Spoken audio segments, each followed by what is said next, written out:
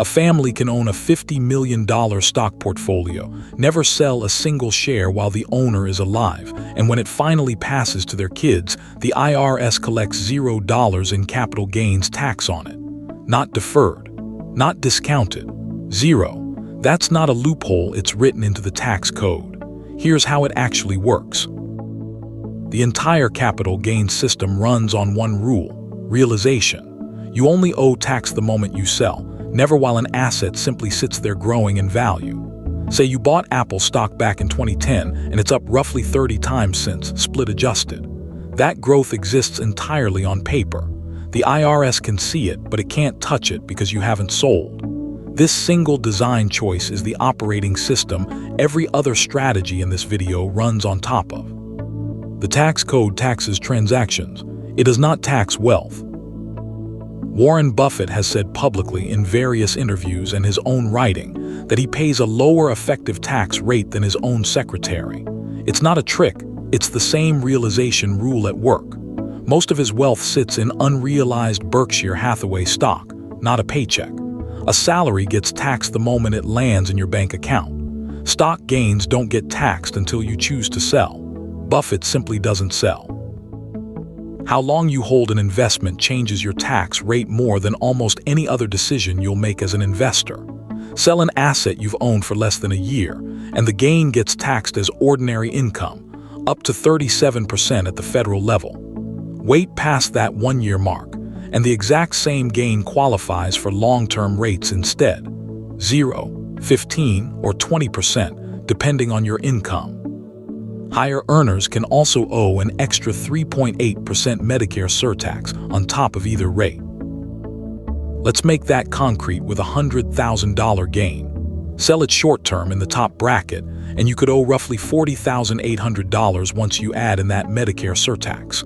Hold the exact same investment past the 1-year mark, sell it long-term instead, and the bill drops to around $23,800. Same gain, same investment.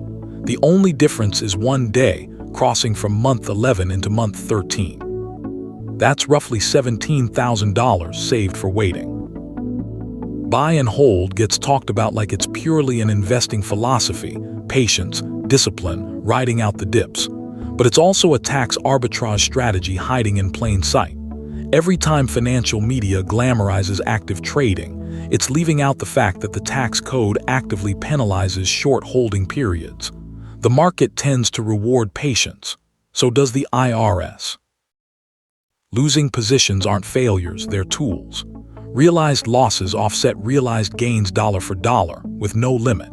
Sell a stock that's down $20,000, and it wipes out $20,000 of gains elsewhere in your portfolio tax-free. If your losses are bigger than your gains, up to $3,000 a year can offset regular income too. And whatever's left over doesn't just vanish.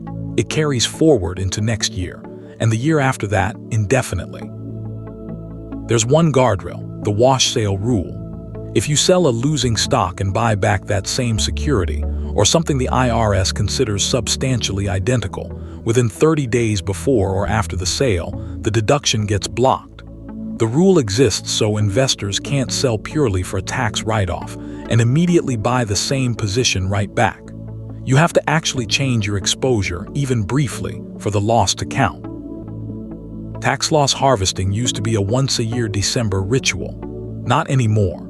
Robo-advisors like Wealthfront and Betterment now offer continuous loss harvesting, scanning portfolios for dips on most trading days. That flips the usual narrative about market volatility. A choppy, unpredictable year full of ups and downs can actually be more tax efficient for an investor than a smooth, steady climb, because volatility creates more chances to harvest. There's a more advanced version of this: direct indexing. Instead of buying the S&P 500 as one fund, you buy the 500 individual stocks that make it up.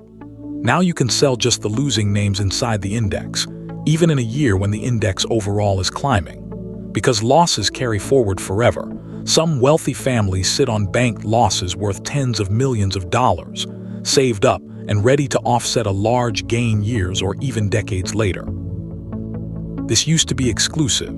Direct indexing once required something like $10 million or more, reserved mostly for family offices and ultra-wealthy clients. Robo-platforms have pushed that minimum down to roughly $100,000 at some providers. A strategy once locked away for billionaires is now sitting inside apps that upper-middle-class investors already use. That's a real shift in who gets access, not just marketing hype. So far, everything you've heard is about delay. Hold longer, pay less. Harvest losses, offset gains. But here's the part nobody talks about. Those two moves only delay the tax bill. Eventually, if your investments actually win, you're supposed to pay the IRS its share. Or are you? There's one more move that doesn't just delay the bill, it can erase a large piece of it entirely. Wealthy investors have a way to avoid selling appreciated assets at all. They borrow against them instead. A loan is not taxable income, and an unrealized gain isn't taxable either. So investors take out a line of credit secured by their portfolio, spend that cash on whatever they want, and never trigger a sale, which means never triggering a tax bill on that borrowed amount. These securities-based lines of credit often carry interest rates lower than the capital gains tax an investor would owe by selling outright, though rates move with the broader interest rate environment and aren't guaranteed to stay cheap. When the math does favor borrowing, some investors pay a modest amount of interest, keep the stock, keep the tax deferred, and let the portfolio keep growing in the background while they spend borrowed cash to live on. That's why some wealth advisors now treat appreciated stock less as savings to spend down and more as collateral. The borrowing itself becomes part of the plan, not just a stopgap. In 2021, ProPublica's secret IRS files investigation calculated something wild. Between 2014 and 2018, the 25 richest Americans paid what it called a true tax rate of roughly 3.4% of their wealth growth. Not 37%, not 20%, roughly 3.4%, largely because they were living on borrowed money instead of realized income. So how does that borrowed debt ever get resolved?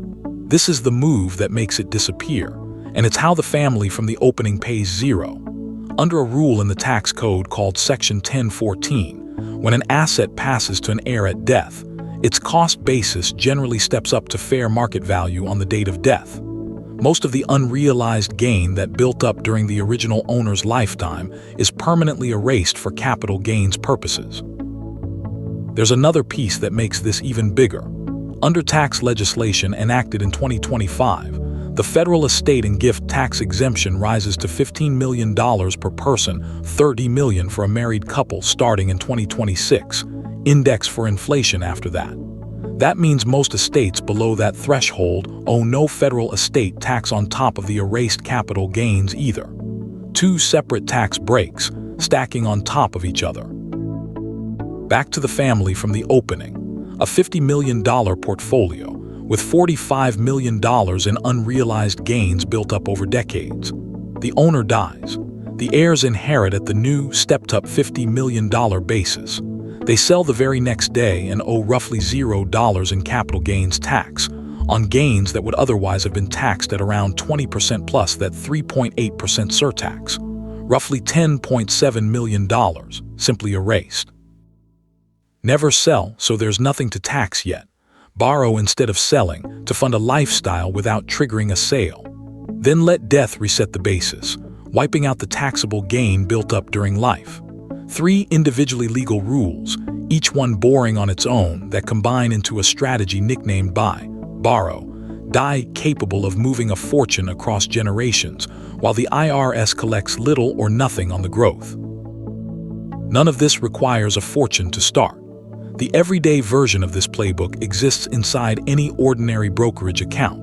Investments held over a year qualify for long-term rates instead of ordinary income rates. Realized losses in a taxable account during a downturn can offset gains, and money in tax-advantaged accounts like a 401(k) or Roth IRA grows without triggering tax at all. This is general education, not a personalized recommendation. The full buy, borrow, die version needs enough assets to borrow against and heirs to pass them to. But the first 3 mechanics are available to any investor. None of this is secret. It's published IRS code and tax law that anyone can read for free. The gap isn't access to the rules. Everyone has the same rule book. The gap is having enough assets and enough patience to actually use them. Two questions sit underneath most of what this video covered. Has a position been held more than a year? And is there a losing position elsewhere that could offset the gain? Weighing those two factors is the same mechanic the wealthy use, just running at a smaller scale. This is general education, not personalized tax or investment advice, so anyone making a real decision should check the details with a licensed tax professional. If this changed how you think about money, subscribe. There's a new breakdown every week.